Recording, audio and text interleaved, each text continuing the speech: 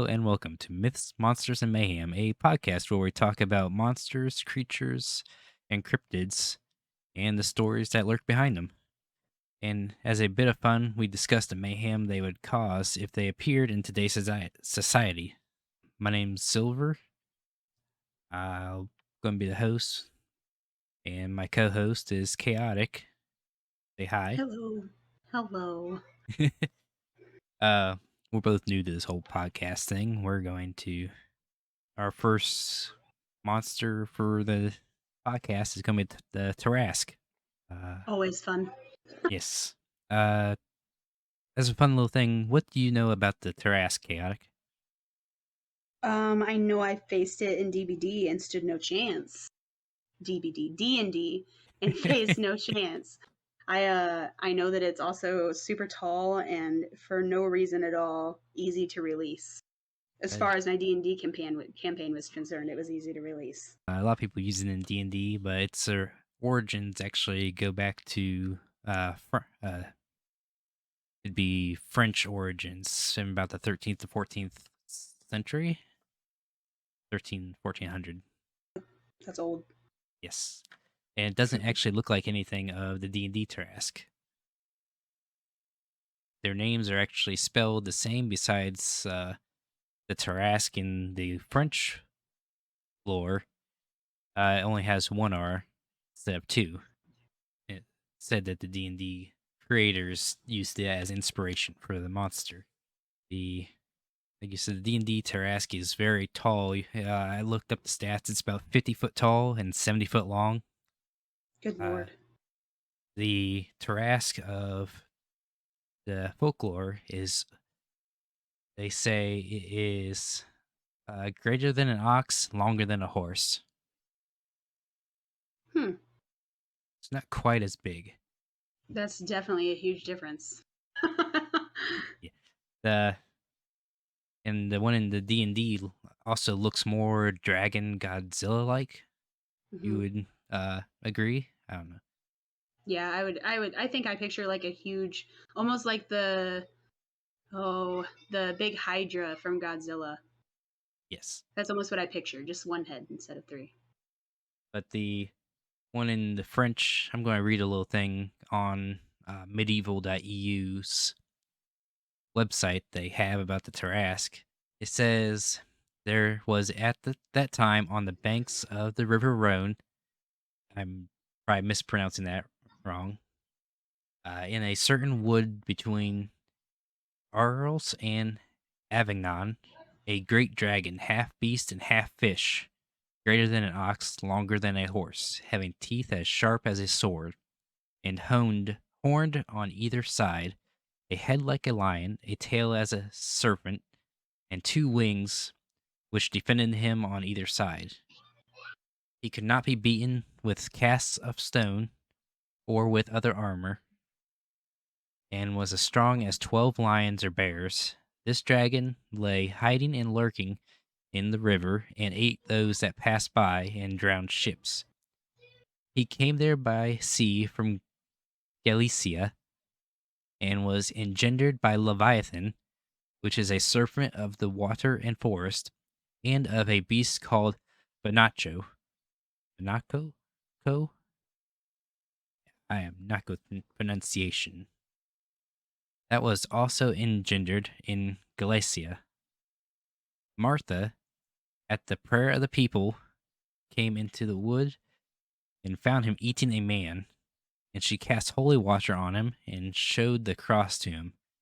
At this, the dragon was immediately overcome, and standing still as a sheep, she bound him with her own girdle, and then it was slain with spears and glaives of the people. The dragon was called Tarascanus by those who dwelled in the country, whereof, in remembrance of him, that place is now called Tarascanus, which before that was called Burloo and the Black Lake, because there were shadowed woods, and there the blessed Martha lived daily occupied in prayer and fasting.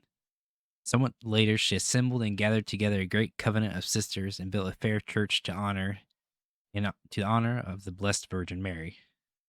just goes on to say that she just lived her life there. That's a little insane considering that she didn't know what she was walking up on, threw holy water at it, and then bound it with her own girdle. It's Yeah, pretty ballsy. yeah, something as big as or greater than an ox and longer than a horse. How big would your girdle have to be to bind it? I mean, if we think about Hagrid in Harry Potter and how wide he was, I'm not even sure that would cover it. So what she was wearing or doing is beyond me. Unless she just like stretched it out and took the girdle and like used like the string. But like again, how did she keep it that way? Yeah. I don't know. Other sources I've seen said that it was almost impossible to kill. Why did it become so easy to kill after it was blessed? Probably just something with the church or blessings, I imagine. I would I don't know. It's all very I guess lucky. Like I feel like the folklore, like I guess most folklore is kind of like that, but I feel like it was very convenient that she just had all of this on her Yeah. to use. Which I know the times were obviously different, but I don't know that I've ever heard stories of like the 1400s, right? That's what you said? Yeah, it's like Where 13, everybody just like 1400s. held pouches of holy water. Martha was actually Saint Martha. Saint, that's true. I would like to know her waist circumference for the girdle, His magic girdle. apparently. Yeah, the description of the beast of the Tarrasque can seem to be completely different from the one from D&D, being a lot smaller and having wings. Yeah, I don't know. I kind of pictured the one in D&D with wings, but I know that the mass of him wouldn't allow him to fly. I guess I just more so pictured like for usage of like destroying cities with gusts of wind or flapping for defense, I guess, is more so what I was thinking. So I did picture wings, but the idea of like the lion's head with horns and then like the serpent tail, which I think I've seen a drawing of this creature that you're talking about from the folklore before. So I don't know. But yeah, I definitely pictured like an oversized dragon basically. Like a dragon mixed with a T-Rex for D&D. Yeah, I'd say that's pretty accurate. Uh, there's Tarascon is actually still a place in France, and they actually have yearly festivals of the Tarasque. Do they honor it or do they honor the slaying of it? I'd say it's probably more of the slaying and honoring Martha, Saint Martha. That's Uh, interesting. We should look more into do you know what all they do during the festival? during the festival, it's a lot of festivities, and they make a. I'd say I was gonna say parade float, but it's not really parade float. It's just large. At least in the olden times, I've seen videos of it too on YouTube. That they get inside this large made Tarrasque float. Six guys and they run through the streets. And as it's running through the streets, the mouth is opening and closing, and they just dash through crowds and crowds of people. And it's got a solid fixed tail, so as they're swerving around, this tail's just beating the entire crowd around as they're trying to grab onto the Tarrasque and pull one of its spikes out of its shell. And that's supposed to presume good luck in the coming future if you can pull it. But they got a chance of being smacked by this tail. So you either get knocked out by all these people in this suit with the tail, or you grab a spike, or you get both. Like you grab a spike and you still get knocked in the into the wall by this tail, and you go home like this was really good luck. Yes, pretty much. And they end at St. Martha's church or the Church of St. Martha they have there in town. I feel like Saint Martha would approve. I would say so. It sounds like a fun experience. There's been some reports of broken bones because of the tail whip, but yeah, that's from what I understand, that's what they do. I think it's at the end of June they have this festival. And you said this is in France? Yes. I've always wanted to go there, and now I have even more reason to go there because I want to see people. I don't want to get this shit beat out of me by a tail, but I would love to watch other people get It beat by this tail. it looked like the newer one had the Tarrasque on rollers, so it's easier for them to run through the street faster. That's so they increase the amount of bullying that is Yes, coming through the streets. Oh my god. and you imagine they get going with speed, they probably won't be able to make their turns and crash. No, Actually, they're definitely crashing. At least, can you imagine the poor families that are there to participate and get luck? And these children are just like, what is this? We've never been here. And they're just getting smacked around by this huge Tarrasque costume float on wheels with a dangerous tail trying to grab these spikes. Like, what a sight to see. It would be great. it would be fun to participate in it. Yeah, that's pretty much the festival of it in Trask. What part of France is it in again? Handy dandy computer maps. Okay, so Tarascon is in southern France, near. Let's see, the biggest town I see is between Montpellier and Marseille. I am not good with French with names. I don't know if you know where those are. I took French, and if I looked at them, I could probably tell you, but just hearing them, no, probably not. But um, it's pretty. Does it tell you the population? Uh, does Wikipedia tell me the population? I would just like to know the amount of people getting the shit beat out of them by this tail religiously. Population density, 15,195. So there's quite a few people that willingly participate in getting the crap beat out of them by this tail. I would love to interview anybody that lives in that town about that whole entire festival. It's got to be a blast. Yep. Plus all the tourists and everything that come for it, probably. That'd be a lot more people crowding the streets. I didn't even think about the tourists either. And here I want to be one. And I wasn't even considering the amount of tourists they probably have each year. Let me share my screen with you real quick. I got a picture of the guys that kind of paraded around. They're supposed to be knights, I believe. Perfect. Let's see it. You're gonna laugh at what the Tarrasque kind of his face looks like. Okay,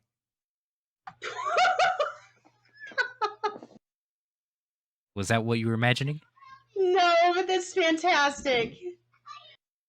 The shell of a turtle, the spikes on a shell from either side, a lion's mane, and almost like a person's head. For some reason, they gave him a person's nose. It's beautiful. It really is. And they just run through the town with this monstrosity. Yeah, That's that's absolute perfection. they got his tail hidden. That's another depiction of it. I like that So stoneworking of it much better. it looks Much better. yes, it's got 6 legs per Hmm. side, or That's terrifying three if on you either think side. about it. Yeah, if that was the actual size they have it, that's gonna be one large creature in today's Yeah. standard. I don't think that in today's standard, if I came across that eating someone, I would pull holy water out. Yeah, I don't think that'd be my first go to. like a lot of the depictions of it show him, Mary coming up to him and eating with a person half sticking out of his mouth.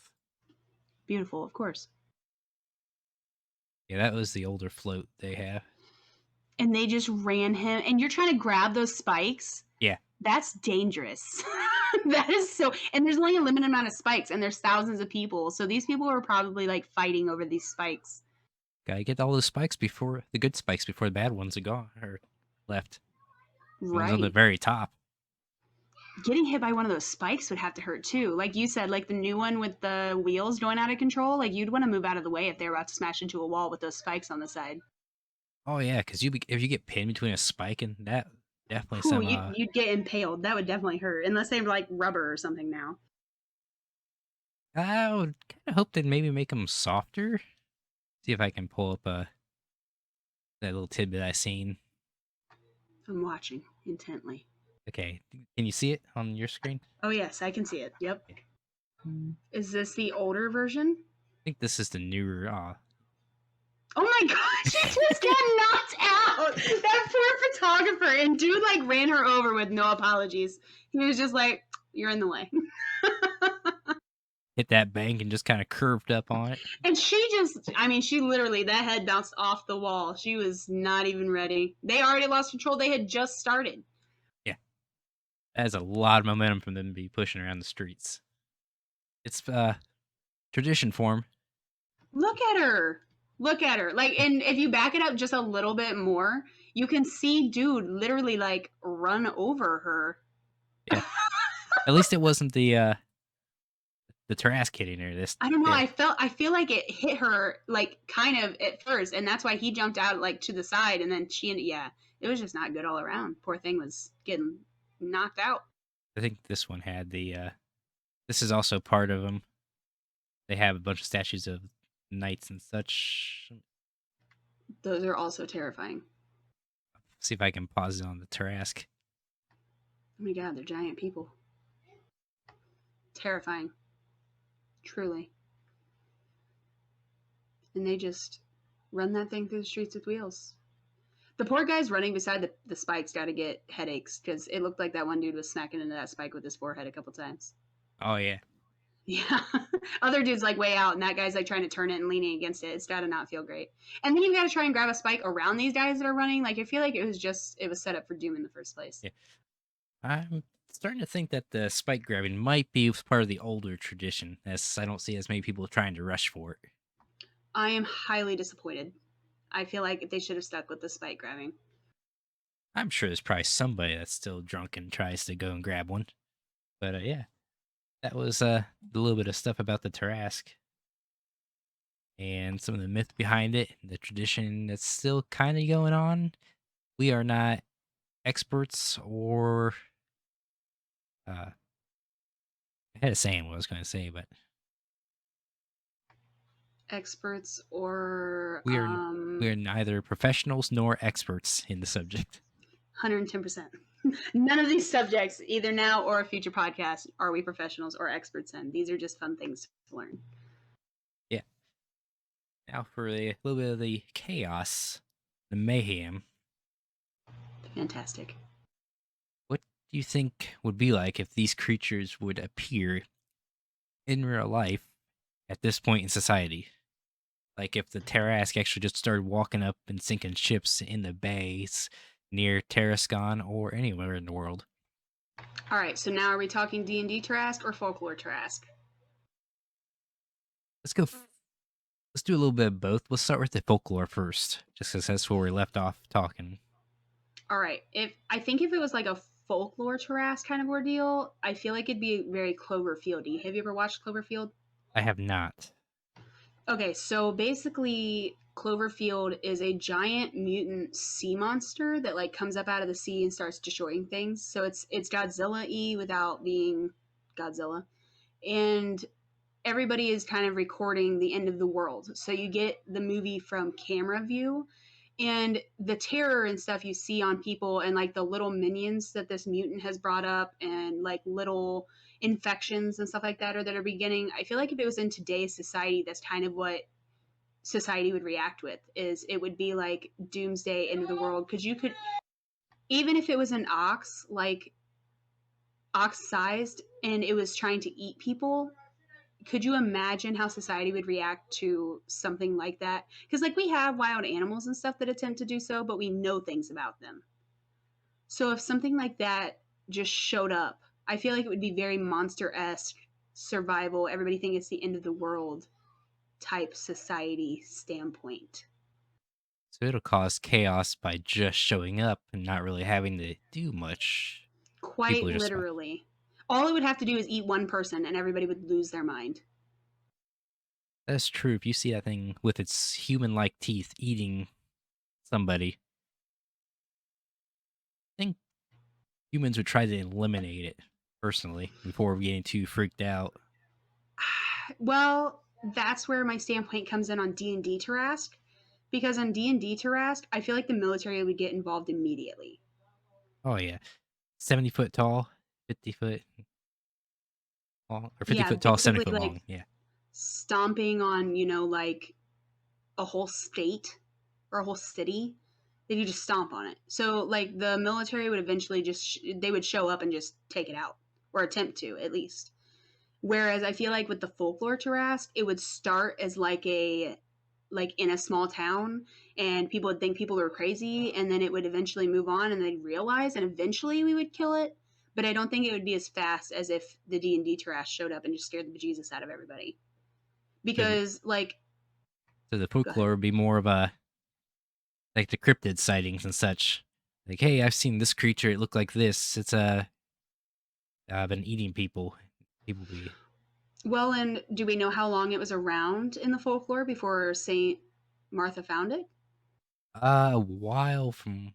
It's been It doesn't really say many how many days or whatnot because it was saying it But was ship taking drowning ships and such as well first. Or Saint Martha found it on right, so land. it was like rumored that this thing existed, right? Because it was sinking things and doing things, and they Yeah, didn't know like specifics. And then she just saw it eating somebody sometime. So I feel like even though today's day and age is much more diverse, like, everybody has their cell phones out and stuff, and it would almost depend on where he emerged from, I guess. Because if like he emerged off of the shore of California, California is likely to have a more viral reaction than if they were to appear in the swamps of Louisiana. So if it appeared in the swamps of Louisiana and could lay low and was eating gators and sinking ships and doing things to survive and slinking, then it would be less likely to be caught quicker and it'd become more of like a today's day and age cryptid, like you said. yeah, that's true. And the less populated areas or less phone heavy areas, media Yep. heavy, be more likely for it to survive. Right. The Yeah. uh, how would we just have one of these things appear with them being only, or would there be a population of them? I mean, I feel like with the folklore one, I mean, especially if it's been around for centuries, I would imagine it had found, or at least environmentally, it found a way to procreate. So the folklore one, we would have more of an issue of multiples, I think. The Tarrasque one, though, I feel like we're sticking to the Godzilla theme where it's like there can only be one. So even if Yeah, like another one showed up, like another Muto showed up, it would try and destroy it, kind of thing.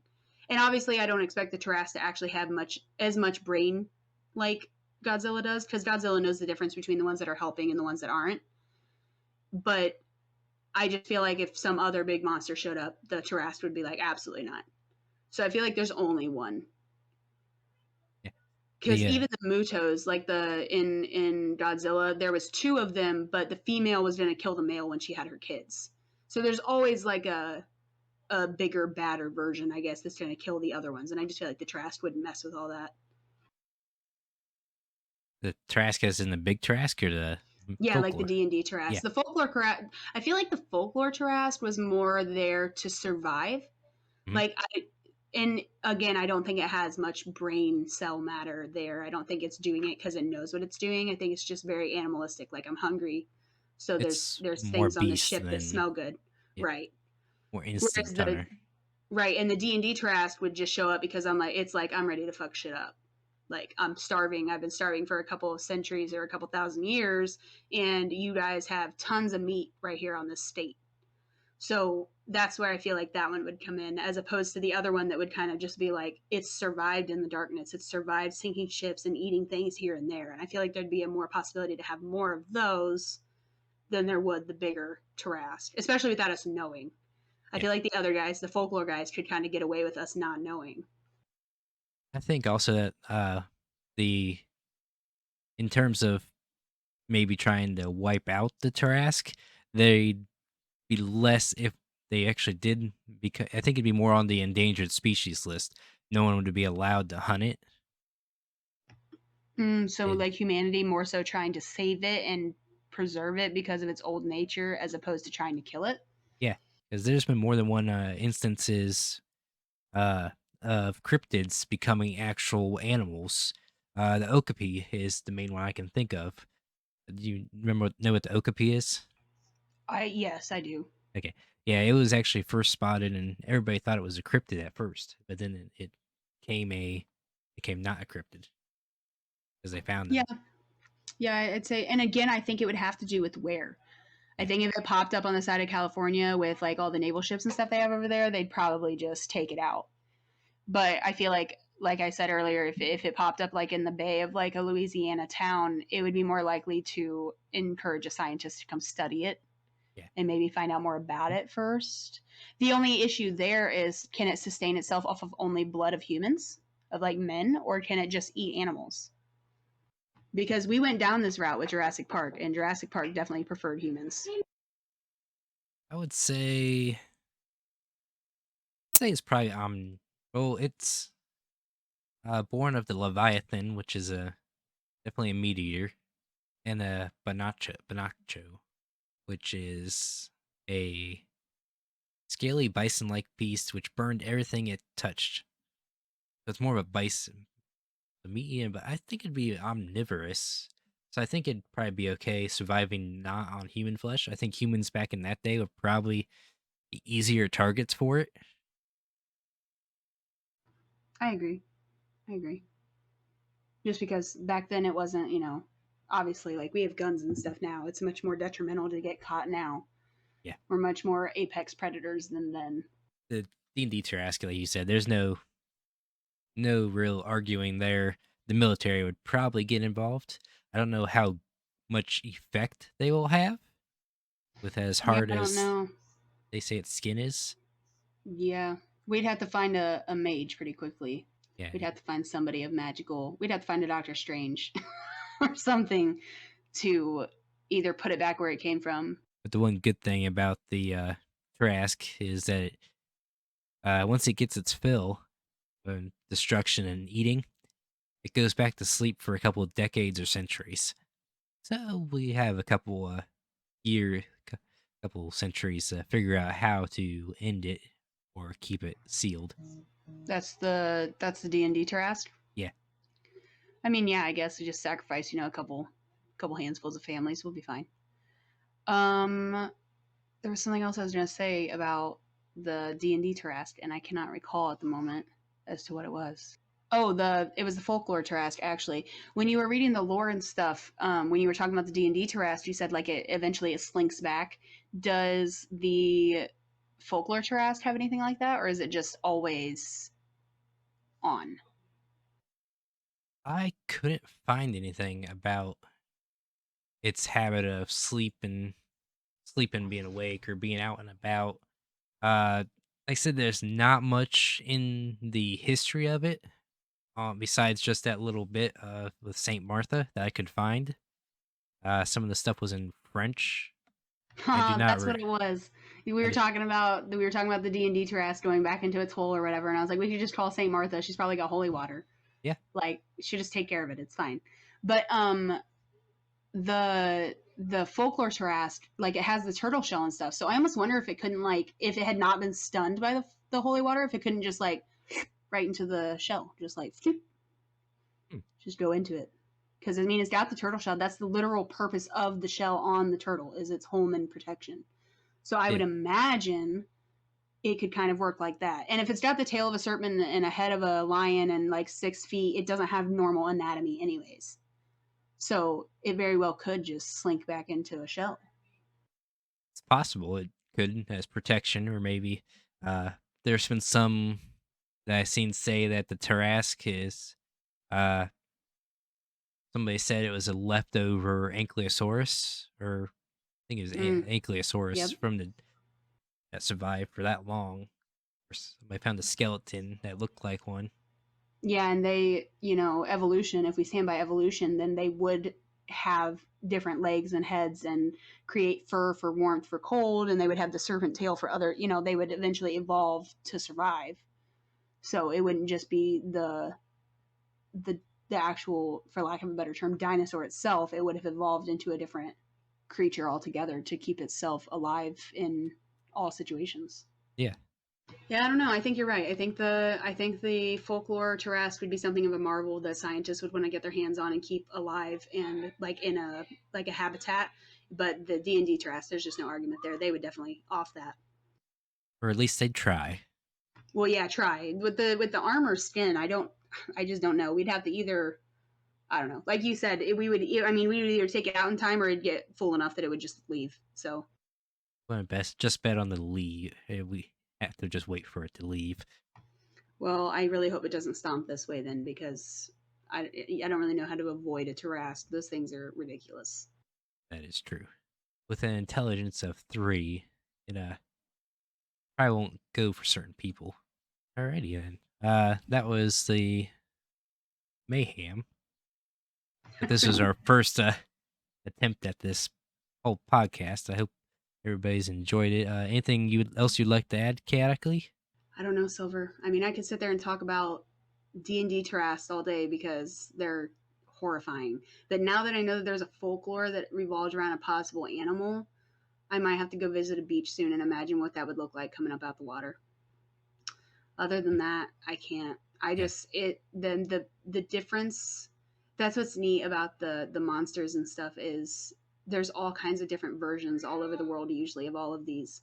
So it's just neat to see how the different lores and sizes and takes on them are can affect actual mayhem side of it, like the society entry side of it. I'm sure as we go on with this, we'll come across creatures and monsters, and that will wreak a lot. Probably not quite as much havoc, maybe more than the Tarrasque. Tarrasque has mainly pure destruction from the D&D side, like the Tarrasque of folklore, which not quite as much destruction as humanity's perseverance.